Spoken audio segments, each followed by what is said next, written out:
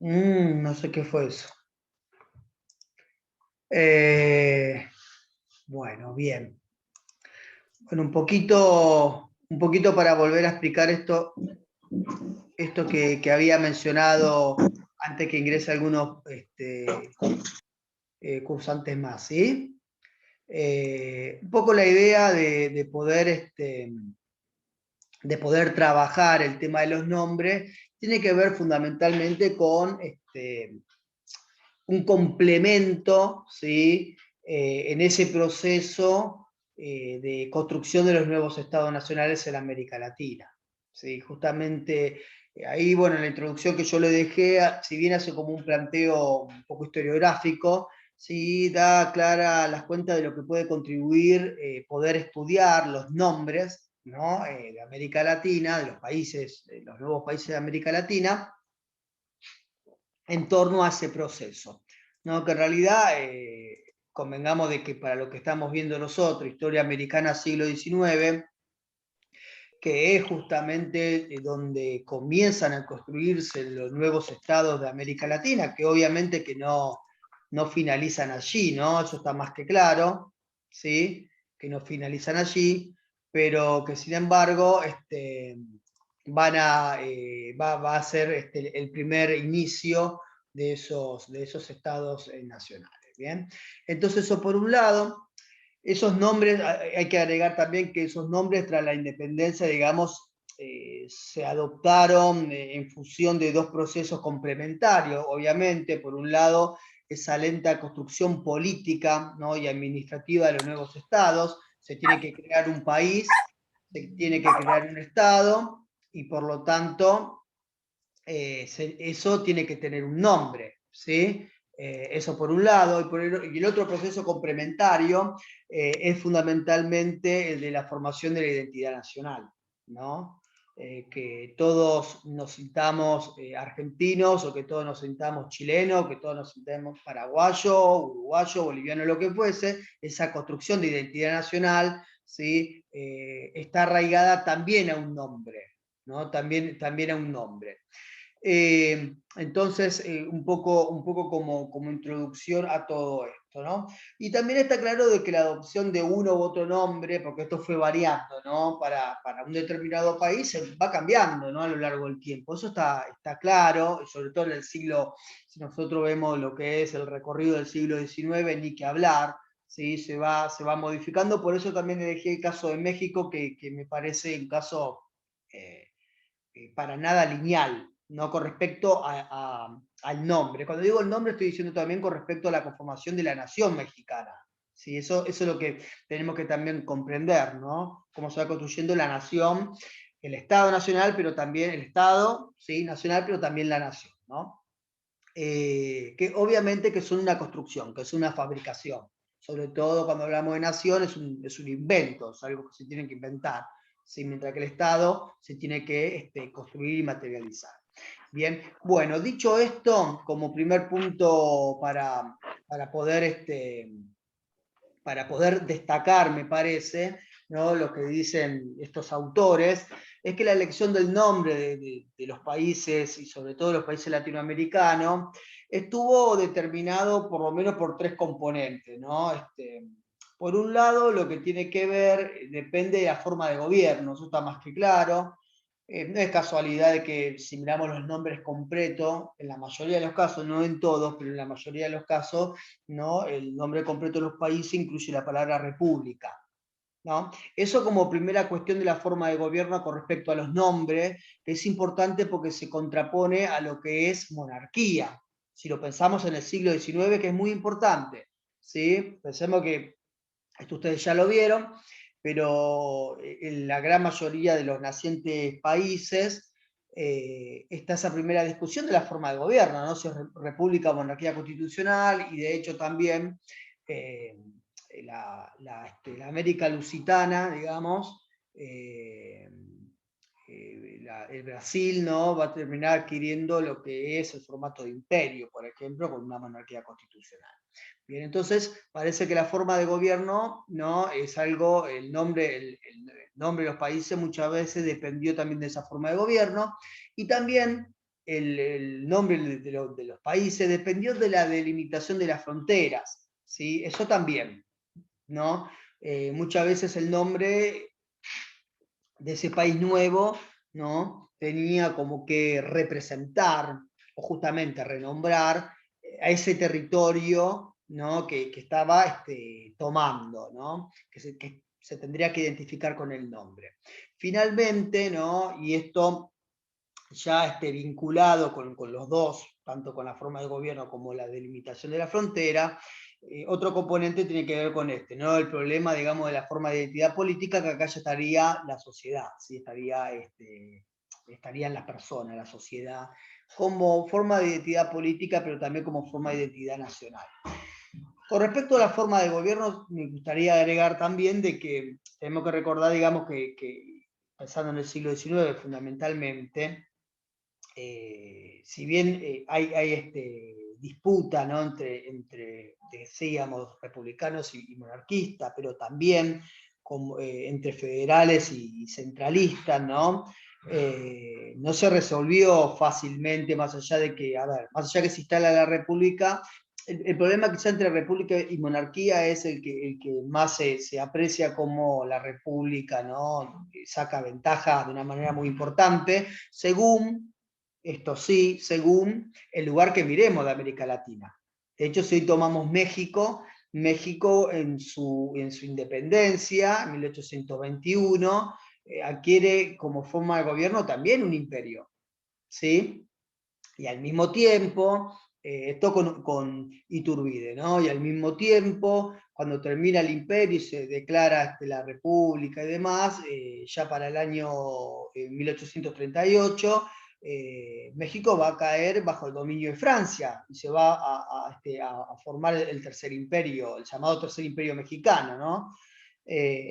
Por lo tanto, convengamos que por lo menos la primera mitad del siglo XIX para México puntualmente no estaba tan resuelta esa confrontación entre república y monarquía, mientras que los otros países de América Latina prácticamente sí, por lo menos a partir de la década de 1830, sí, a partir de la década de 1830.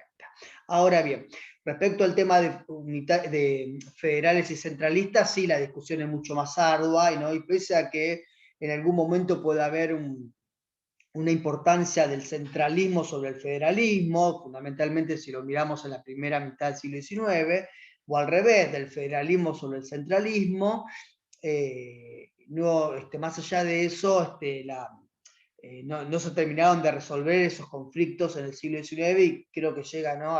Atraviesa todo el siglo XX y llega hasta el día de hoy, ¿no? Las discusiones sobre federalismo y centralismo, ¿no? Es decir, las ciudades políticamente y administrativamente importantes, que también lo son económicamente, ¿no? Por dar un ejemplo que nos toca de cerca, Argentina, ¿no? Y Buenos Aires fundamentalmente, ¿no? Uno dice, bueno, ¿hasta qué punto hay en realidad un federalismo en la Argentina? No es un sistema federal, sí, qué sé yo, no sé. Acá estalló todo en el 2001, en diciembre, pero en realidad, si yo miro para el año 1998, en Chaco ya se estaban muriendo de hambre. Se entiende, se comprende esas desigualdades, ¿no? Donde claramente, más allá de plantear un federalismo, hay una diferencia, ¿no? Con respecto a la delimitación de la frontera, que esto lo vamos a ver justamente en uno de los temas que tenemos, que es la conformación de los territorios nacionales. Pero aquí sí vale la pena resaltar, que lo dice el texto también, ¿no? De que más allá de que la mayoría de los nacientes estados nacionales, que van a adquirir un nombre, ¿no? Van a construir un nombre, tomaron como base, ¿no?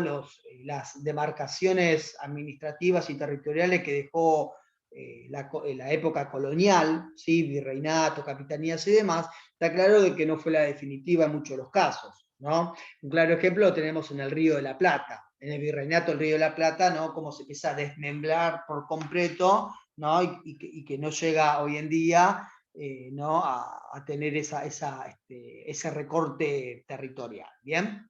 Y de hecho ahí surgen una gran cantidad de nombres, ¿bien? Bueno, sobre los orígenes de los nombres en América Latina, lo que podemos decir de que muchos tienen, ¿no?, una connotación prehispánica, es decir, esto de que, bueno, nos independizamos de España y por lo tanto retomamos, ¿no?, esa raíz nativa, muchos de los nombres retoman eso. Otros mantienen los nombres coloniales, que los nombres coloniales también pueden estar vinculados con lo prehispánico, que ahora lo vamos a ver. ¿Sí? Muchas veces la conquista española, los mismos españoles utilizaron nombres, ¿no?, con palabras que eran palabras nativas. ¿Sí?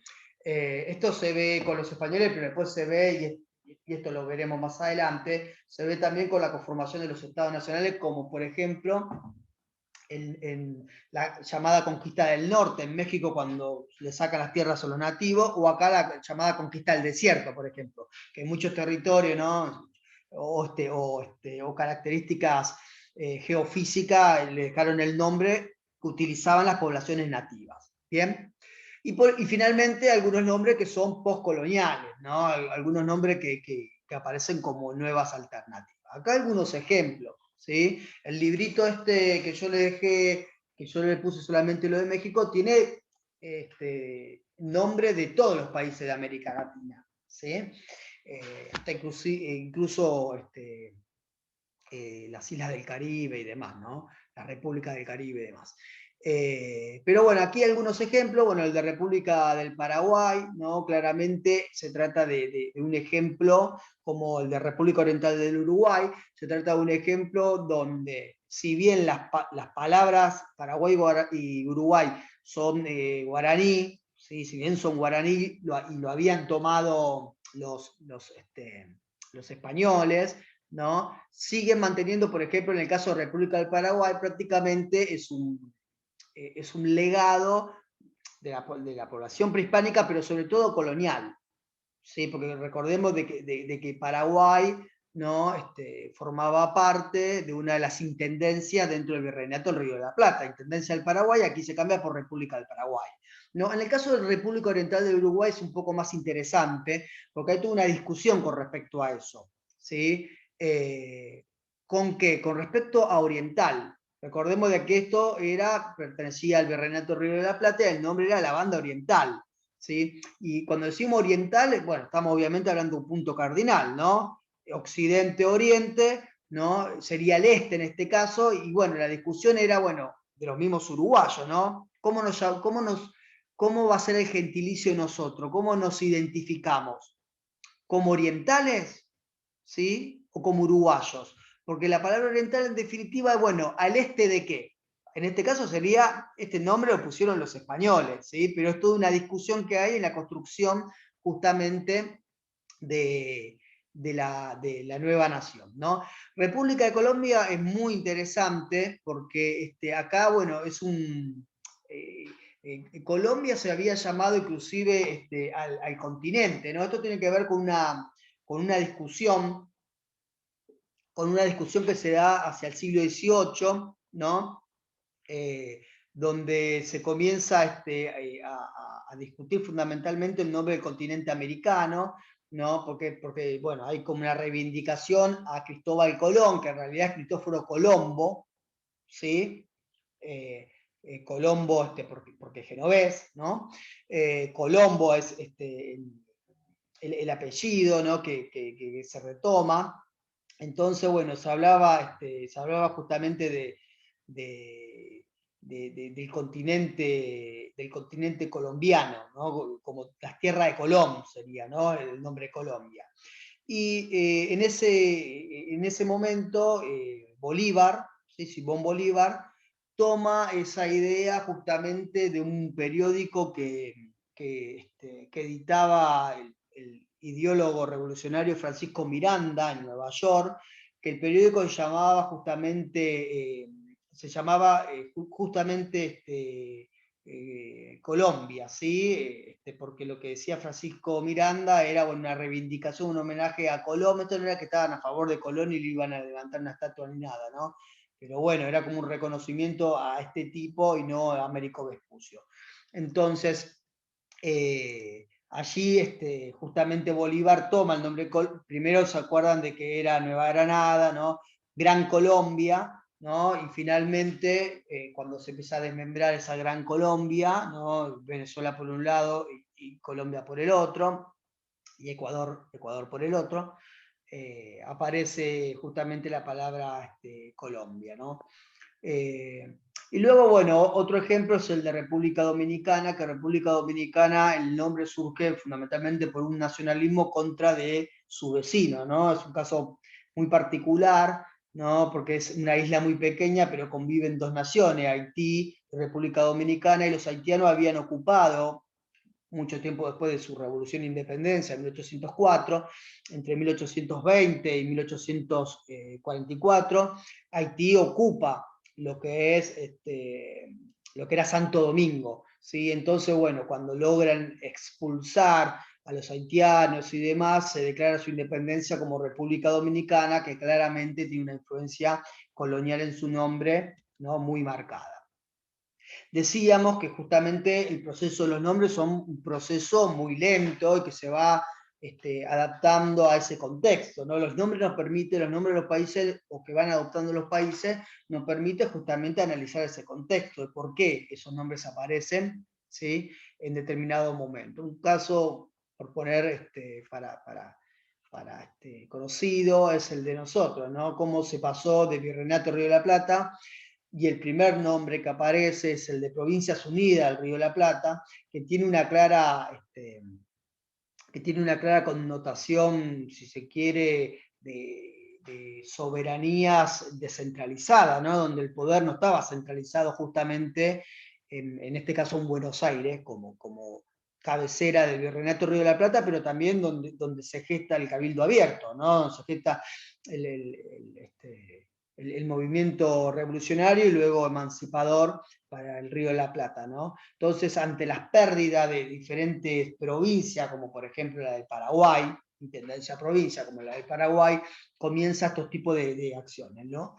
Luego, el nombre de Confederación Argentina, ya en la época rosista fundamentalmente, ¿no? Y finalmente en el posrosismo, recién en 1862, el nombre de República Federal Argentina. Bien, aquí claramente este último nombre en el contexto de la construcción del Estado Nacional Argentino, en la década de 1860, adoptando esta forma de gobierno, ¿no? Y como remarcando su orientación federal antes que centralista, aunque es materia para discutir, ¿no? Bien, y a todo esto vamos a charlar un poco de México, ¿no? Que es el que aparece aquí con mayor detenimiento en ese artículo, ¿no? Yo lo que hice fue como desmembrar un poco el texto y darle como un orden. El texto me pareció está muy bueno, además arranca de un presente para atrás, ¿no? Pero me pareció más pertinente para la materia y para tratar el texto, como darle como un orden más cronológico, si se quiere, ¿no? Bueno, hablar de México, digamos, su nombre lo tenemos que indicar en realidad en la época prehispánica, pero bueno, arrancamos de la época colonial, ¿sí? Donde en realidad el nombre México es el nombre de la capital del Virreinato de Nueva España. Simplemente eso, ¿no? Esto es lo mismo que nosotros llamemos Buenos Aires a todo lo que nosotros ahora llamamos República Federal Argentina. Bien, como para que nos demos una idea. Y el gentilicio de mexicano, ¿no? El gentilicio mexicano, primero había sido designada fundamentalmente a las poblaciones nativas, a las poblaciones de lengua, ¿no? Náhuatl, donde bueno, era la población, digamos, originaria de una de las ciudades más antiguas, ¿no? De la capital del Imperio Inca, ¿no? Como Tenochtitlán, y ahí esa población era la llamada mexicana, ¿sí? Esa población nativa era puntualmente la llamada mexicana, y ese gentilicio, que primero es puesto mexicano para todas las poblaciones nativas, porque el caso de México es similar al caso de Argentina, no hay una sola población nativa, ¿sí? Además de esa complejidad, hacia mediados del siglo XVIII, el gentilicio mexicano también pasa, digamos, a designarse para la población criolla, es decir, los hijos de españoles no nacidos ahí en América. Entonces, acá me parece algo importante para destacar, ¿no? Que menciona el autor, que menciona Alfredo Ávila, ¿no? Que él dice, ¿no? Que en realidad eso no fue el origen, ¿no? Esto que aparece acá, ¿no? Esto de tomar los nombres y el nombre gentilicio mexicano y cómo el nombre de la Ciudad de México luego va a tener una importancia mayor para designar a la totalidad del país, ¿no? de ese territorio tan difuso que era el territorio de Nueva España. Eso no es el origen de una conciencia nacional, dice Alfredo Ávila, que me parece que es muy importante porque es lo que termina indicando, que ahora lo vamos a ver, ¿sí? Él termina indicando como, por ejemplo, en el México revolucionario, es todo lo contrario a lo que podemos imaginar. Nosotros cuando estudiamos hablamos de Revolución Mexicana, pero justamente los revolucionarios, los insurgentes no hablaban de Revolución Mexicana. ¿Sí? El término o el nombre mexicano era un término que caía en descrédito, por lo menos hasta 1814. ¿Sí? ¿Por qué? Porque, bueno, justamente mexicano, ¿sí? Como decíamos recién, México era el nombre de la ciudad capital, que había sido capital del Virreinato de Nueva España, ¿sí? Y era en realidad la ciudad que estaba siendo dominada por los españoles todavía, ¿sí? La que se tenía que pelear. Entonces, claramente ahí incluso el autor indica cómo, con respecto a este nombre, ¿no? Como por ejemplo Morelos, ¿sí? Como Morelos hablaba, no una de las figuras revolucionarias más importantes, como hablaba, por ejemplo, de apáticos mexicanos, cobardes mexicanos, ¿sí? Porque no se identificaba como tal. ¿Cómo se identificaban ellos? Se identificaban como americanos. ¿Sí? Ellos se identificaban, cuando digo ellos, digo los criollos y los grupos, por lo menos en una generalización, ¿no? Los grupos que acompañaron ese proceso de revolución y de independencia, por lo menos hasta 1814, repito, ¿no? Entonces acá en realidad aparece americano, ¿no? Como, o América, ¿no? Ellos lo definen o lo nombran como América. A esa zona, ¿no? Y no como México. Que en realidad el nombre América también, esto es lo complejo del caso mexicano, en realidad el nombre América, América y el nombre mexicano, ¿sí? O como dice ahí, América Mexicana, en realidad es un nombre muy antiguo, ¿sí? Ya para el año 1519 ya aparece en uno de los textos para describir esa parte de la América septentrional, ¿no? Lo nombra como América Mexicana, no los mismos españoles. Pero bueno, aquí lo cierto es que en el momento revolucionario, en los años de la Revolución, se define más bien como el lugar como América, el nombre como América y eso como americano y no mexicano. Y esto comienza a ser un proceso lento y gradual, ¿no? De América pasan a llamar América Septentrional, estamos hablando de los insurgentes, ¿no? De los revolucionarios. Es decir, estos nombres convivieron, ¿no? Pero bueno, convivió América con América Septentrional, luego fue pasando, dejándose América solo, ¿sí? Y podía aparecer América Mexicana y finalmente México, ¿no? Y acá viene algo también interesante que dice el autor, porque luego, en el proceso revolucionario, van a identificarse como México. Bueno, porque en realidad el término América Mexicana, ¿no? Ya decíamos que había sido empleado en el siglo XVI, ¿no? Y es recuperado, este término América Mexicana, es recuperado por los insurgentes porque incluía la Ciudad de México, que era la ciudad más importante y que se tenía que liberar. Entonces hay un cambio en cuanto a la idea de ese proceso de revolución. Cuando comienza el proceso de revolución, la Ciudad de México es la ciudad donde están los españoles, ¿sí? Por lo tanto, nosotros no decimos mexicanos, ¿sí? El mal gobierno es México, ¿sí? Pero cuando empieza a correr el tiempo, ¿sí?, de la revolución, y se intenta justamente, y se comprende de que la revolución solo puede lograrse si se termina, ¿no?, con todos los bastiones españoles, y fundamentalmente el de la Ciudad de México, ¿no?, de la principal capital donde están los españoles. A partir de allí comienzan a utilizarse el concepto de México, y hasta incluso el mismo Morelos, que antes no hablaba de cobarde mexicano y demás, adquiere el concepto de México para hablar de República Mexicana, ¿sí? Para hablar de República Mexicana. Bien, ya en el México independiente, lo que se puede observar de que conviven varios nombres, ¿no? Esto deja la clara también lo que tardó México para poder consolidarse como un Estado-nación. ¿Sí? Está bien, acá estamos hablando de la década del 20, si miramos cualquier país de América Latina, sacando Chile y Costa Rica, que ya para la década de 1830, 1840, tienen bastante bien perfilado lo que son sus estados nacionales, ¿no? Aquí, para el caso de América, es un poco más complejo, ¿sí? Pero... Pues yo lo veamos. Ahí está. Perdón, profe, micrófono abierto. Sí, ahí apagué el reset. Decíamos, entonces, acá por ejemplo conviven toda una serie de nombres antiguos, ¿no? Entre ellos, y pongo ejemplo, ¿no?, como Vicente Guerrero en 1820, uno de los insurgentes más importantes que va a quedar, o como el mismo Agustín Iturbide, que va a crear el Imperio de México, ¿no?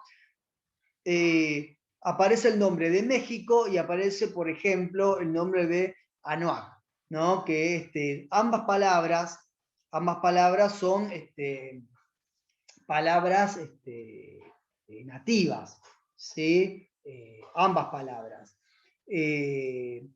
Y ahí justamente el texto habla, ¿no?, como uno de los pensadores más importantes de estos tiempos, ¿no?, de la década de 1820, como Servando de Mier, él decía, bueno, en realidad nosotros, el país se tiene que llamar Añuac, ¿no? El gentilicio tiene que ser anuaquense, ¿no? Y no México y mexicano, justamente porque él decía, porque el término mexicano se reduce solamente a la capital, ¿sí? Porque además México, además del lugar ya prehispánico, también tengamos en cuenta que Hernán Cortés, después de la conquista, la ciudad le pone México, le pone el mismo nombre, ¿no? Nativo y demás, pero decía, bueno, él se quejaba de esto, pero en definitiva él reconocía por un lado de que ambas palabras, ¿sí?, se llamase el país México o Anuak, ¿sí?, fomentaba justamente el patriotismo, ¿no?, el nacionalismo enraizado, ¿no?, en la época prehispánica. Eso por un lado, ¿no? Hasta el punto que Demier reacciona cuando en la década del 20 la Academia Española, ¿no?, propone una modificación gramatical para todas las palabras, ¿no?, que decide en realidad uniformar, digamos, el uso de la J, ¿no?, para todas las palabras que terminan, ¿no?, con esta gramática. Era modificar México con X por México con J.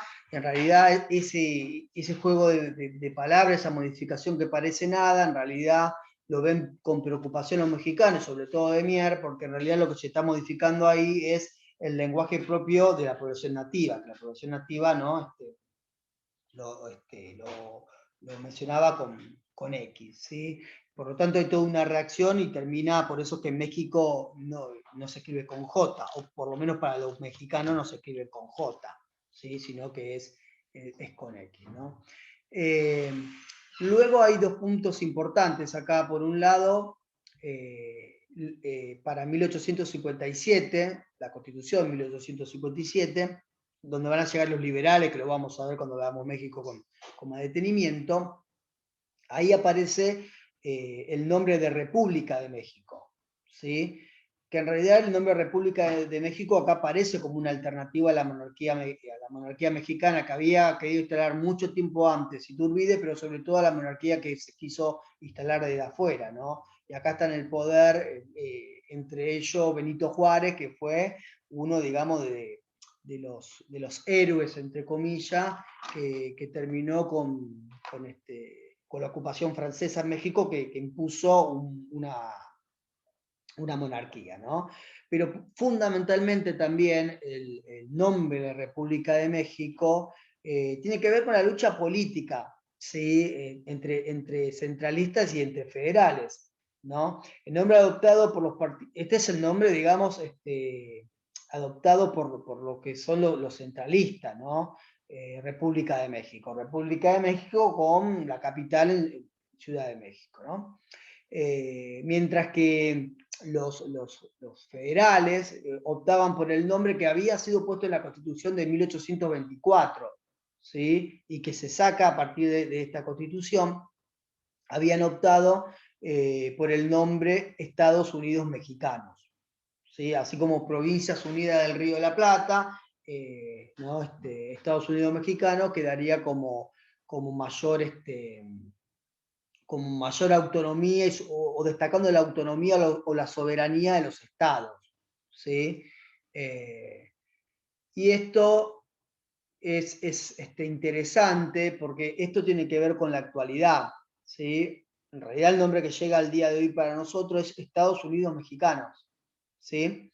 Que esto fue en la Constitución de 1824, se saca en 1857, se cambia el nombre y vuelve en 1917, y esto llega hasta el día de hoy, ¿no? Y justamente hasta el día de hoy sigue trayendo como inconvenientes o discusiones con respecto al nombre, ¿no? Se elige ese nombre porque la primera parte, Estados Unidos, ¿no?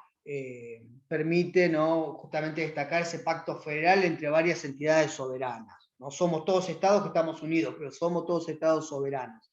¿No? Por otro lado, el nombre mexicano tiende justamente a la unicidad de la nación, del origen, ¿no? Este origen como prehispánico, si se quiere, ¿no? Más allá que era en ese sector nada más de México, pero bueno, ¿no?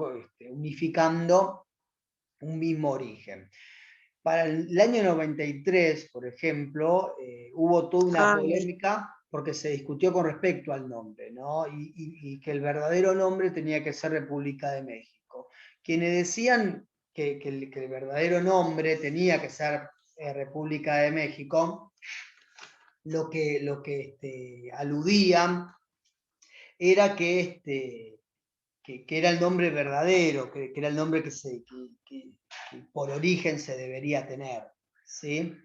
Mientras que, aparte de lo que decían, ¿no? lo que optaban por este nombre, República de México, era que el nombre Estados Unidos Mexicano no era más que una copia, ¿no? de los Estados Unidos de América, ¿sí? como nombre, ¿no? como que ni siquiera era un nombre propio, ¿no? Entonces tenía que llamar directamente México o República de México, ¿no? Eso era lo que manifestaban, digamos, sobre este nombre. Mientras que los que estaban a favor del nombre Estados Unidos Mexicano decían de que en realidad este intento de cambiar por el nombre República de México tenía que ver con una estrategia que era cuando en la década del 90 México hace el pacto económico con Estados Unidos y con Canadá, ¿no? En realidad era como una jugada para que los diferentes estados perdieran su poder de soberanía y quede todo centralizado, ¿sí? Que terminen, digamos, con una estrategia norteamericana, ¿sí? Termina imponiéndose económicamente. Bien, entonces el texto dice muchísimo con respecto al nombre, con respecto a los contextos, ¿sí? A los contextos justamente según el nombre y demás, ¿no? Bueno, queda un minutito nomás. No sé si quieren que ingresemos para preguntas o como ustedes quieran, o lo dejamos para la próxima que vamos a ver de las fiestas patrias y si quieren hacer alguna pregunta allí, no lo sé. ¿Qué me dicen ustedes? Como quieran, ni idea. Bueno, si quieren cortamos ¿Tiene acá. milanesa para comer hoy? ¿Cómo? ¿Hoy no lo espera la milanesa? No, milanesa de pollo no, eso fue el viernes. No sé qué están. Un guiso, van a hacer un guiso, No, vaya a comer, vaya a comer. Bueno, Vaya a comer, profe, entonces. esperen, dejo de